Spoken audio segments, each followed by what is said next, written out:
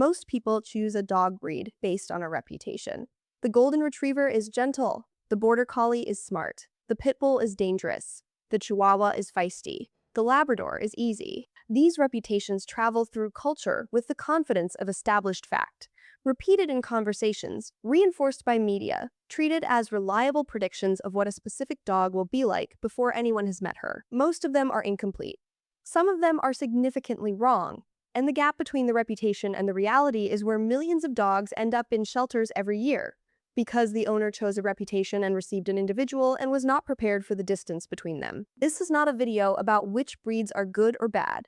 It is about the specific ways the breed conversation has been getting it wrong, and what understanding breeds accurately actually requires. The first thing most people get wrong is treating breed as a personality prediction rather than a behavioral tendency profile. These are not the same thing. A tendency profile tells you what kinds of behaviors a breed was developed to perform with more frequency, more intensity, or more ease than other breeds. It does not tell you what any individual dog will be like. It does not tell you that every dog of a given breed shares a personality. It tells you what the genetic selection pressure was in the breed's development, what behaviors were amplified, what drives were reinforced, what the population of dogs in that breed is statistically more likely to do. A Border Collie was developed to herd. The herding behavior, the eye, the stalk, the chase, the circling, was selected for intensely across generations. That selection increased the probability that a Border Collie will show herding-related behaviors. It did not create a breed of identical dogs. It created a population with elevated herding drive and enormous individual variation in everything else, in temperament, in social ease, in sensitivity, in adaptability. The tendency profile tells you what to prepare for. It does not tell you who your dog will be. Those are different kinds of information, and they require different kinds of attention. The second thing most people get wrong is what the behavioral tendencies of a breed actually require from an owner. The mistake is not in knowing that a Husky has high exercise needs and an independent nature. The mistake is in believing that knowing this is enough, that the information is a warning label to read and then either accept or avoid, when what it is actually is a description of a need that will be met one way or another. The Border Collie's herding drive does not disappear in a household that does not provide an outlet for it. It redirects. It goes into herding the children or the cats or the cars in the street. The Beagle's scent drive does not disappear on a leash. It produces a dog who strains toward every smell with a focus that makes recall training significantly harder than it would be with a breed not developed for nose-led pursuit. This is the piece most owners miss entirely. The breed tendency is not a personality trait that the dog has. It is a need that the dog will meet on your terms if you provide an appropriate outlet, or on her own terms if you do not. The owner of a high-drive breed who provides no outlet for the drive is not managing a dog with a behavioral problem. They are creating the conditions for the behavioral problem that the unmet drive will generate. The question is not whether the drive exists. It is where it goes. The third thing most people get wrong is the breed reputation most responsible for the most harm, and it is the reputation of danger rather than the reputation of ease.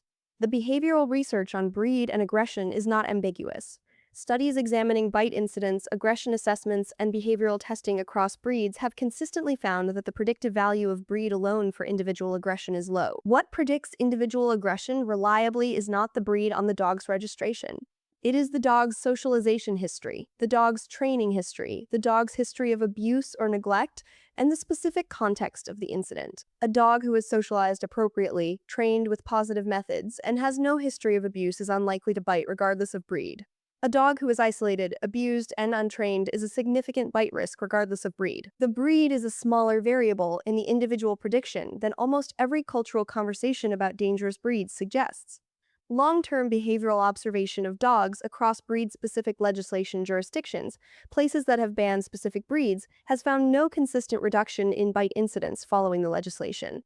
The breed was not the variable that produced the biting. Removing the breed did not remove the variable. This matters because breed-specific fear produces abandoned dogs, failed adoptions, and the specific tragedy of individual dogs who were never given the chance their individual temperament deserved because their breed's reputation arrived before they did. The fourth thing is the reputation that goes in the other direction. The breeds assumed to be easy that are simply easy in the specific ways that are visible and harder in the ways that are not. The Golden Retriever is friendly. This is true at the population level, and it is the quality most owners mean when they say easy.